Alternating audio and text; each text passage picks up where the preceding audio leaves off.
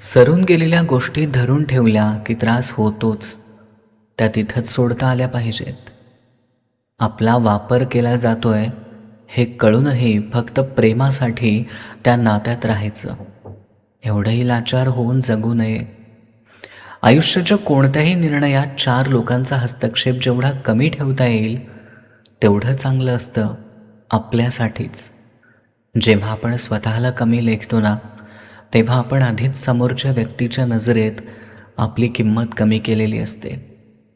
आयुष्य जगताना कधीकधी आपण लोकांच्या गरजेपेक्षा जास्त महत्त्व देऊन बसतो. आपलंच आयुष्य आपण त्यांच्या मतांनी जगत असतो. सगळे आपलेच आहेत हा मोह संपला की आयुष्याचा प्रवास एका वेगळ्या पद्धतीनं सुरू होतो. आपल्या आयुष्यातील निर्णय आपला आनंद कशात आहे यावर आधारित असला पाहिजे, इतरांच्या मतांवर नव्हे.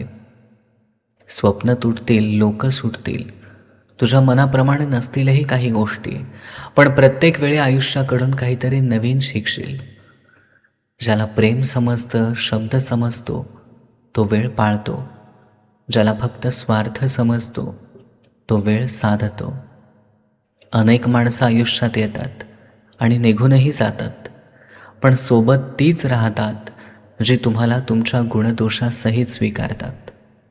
काहीतरी चांगलं मिळेल म्हणून दूरवर पाहताना खूप चांगल्या गोष्टी अगदी जवळून निसटून जातात.